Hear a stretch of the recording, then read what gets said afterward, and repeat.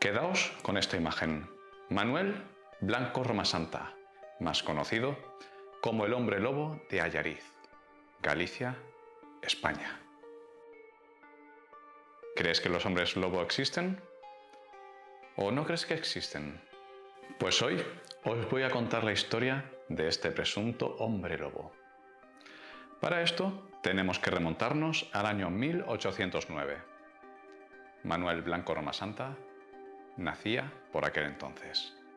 Al nacer, sus padres pensaron que era una niña y durante los primeros 8 años de vida, en su partida de nacimiento constaba como Manuela y no como Manuel. Ahora se cree que fue un claro caso de hermafroditismo. Cuando Manuel nació, no tenía para nada desarrollados sus órganos sexuales, por lo que no se le veía ni un pene ni la bolsa escrotal. Así que sus padres y los médicos pensaron que era una niña, aunque en su interior segregaba una gran cantidad de hormonas sexuales masculinas. En aquella época era muy raro que los pequeños supieran leer o escribir. No era el caso de nuestro protagonista. No se sabe casi nada de su infancia. Ya de más adulto, se sabe que tuvo diversos trabajos, tales como cocinero, tejedor, sastre, etc., terminando por establecerse como buhonero. Y no vendía búhos, vendía objetos de todo tipo, pero de poco valor. Se decía que era afeminado, por lo que se le daba bien realizar trabajos destinados más bien a las mujeres.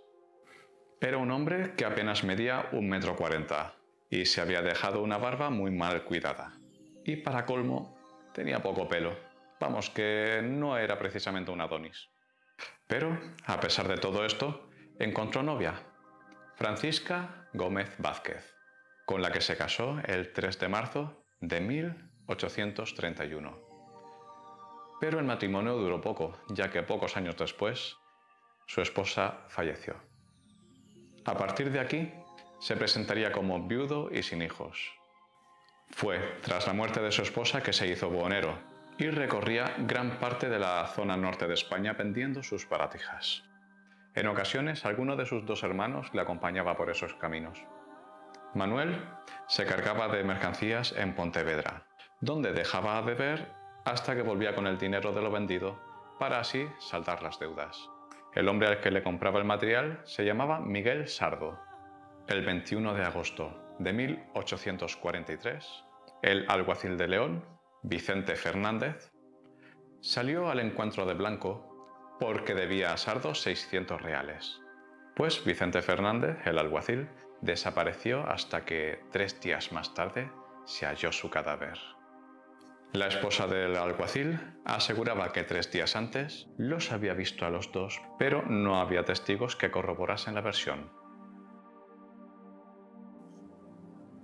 Sobre la deuda, se sabe que se saldó, pero no se sabe si por Blanco o por alguno de sus hermanos. El 10 de octubre de 1844 es condenado a 10 años de prisión, pero al encontrarse en paradero desconocido, la pena no se llevó a cabo. Manuel había vuelto a su tierra, Orense, donde se escondería como criador de ganado, muy cerca de la frontera con Portugal. Blanco se empezó a integrar en el pueblo de Allariz, donde pasó desapercibido y poco a poco fue aceptado. Manuela García Blanco era una mujer de la localidad, la cual tenía una hija. Quería buscar un futuro mejor para ella y para su pequeña fuera de allí, tal vez sirviendo en alguna casa. Para ello quería ir a Santander y Manuel se ofreció a llevarlas, ya que ella sabía que Manuel Blanco era conocido como buen conocedor de los caminos. Y se fió de él. Unas semanas más tarde, Manuel volvió al pueblo con una encantadora historia sobre la casa perfecta que había encontrado para la mujer y para su hija, mostrando como prueba una falsa carta que entregó a la familia. Tras esta noticia, fueron más mujeres a hablar con Manuel, mujeres que también querían ir a Santander para trabajar en alguna casa, con toda la ilusión del mundo. Algunas de ellas viajaban incluso con sus hijos o hijas muy pequeños. Pero pasaban las semanas, los meses y los años, y las familias nunca volvían a tener noticias, por lo que empezaron a temer por esas mujeres e hijos. Por aquel entonces, Manuel estaba vendiendo grasa y jabón en Portugal, y las familias de las desaparecidas comenzaron a sospechar que podrían ser de origen humano, de las mujeres a las que Manuel supuestamente había ayudado. Estas sospechas, junto al hallazgo de pertenencias de las mujeres que Manuel vendía en el puesto, le obligaron a huir de nuevo. En su huida, Manuel dejaba un reguero de desapariciones y muertes por todas las localidades en las que pasaba.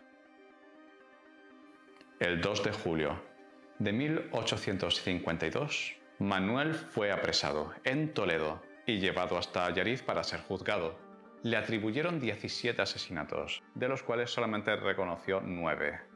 En su defensa, dijo que caía sobre él una maldición y que la primera vez que se transformó fue en un monte en Couso. Le dijo al juez: «Me encontré con 2 lobos grandes con aspecto feroz. De pronto me caí al suelo. Comencé a sentir convulsiones. Me revolqué 3 veces sin control y a los pocos segundos yo mismo era un lobo. Estuve 5 días merodeando con los otros 2, hasta que volví a recuperar mi cuerpo. El que ve usted ahora mismo, juez».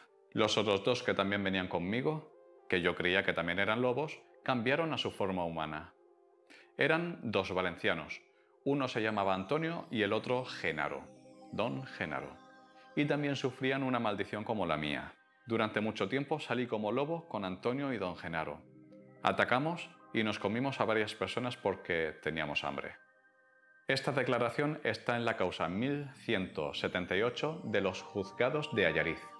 El fiscal del caso le dijo a Manuel que para demostrar que era cierto lo que decía, le pidió que se transformase allí mismo, a lo que Manuel le respondió que la maldición duraba solamente unos pocos años.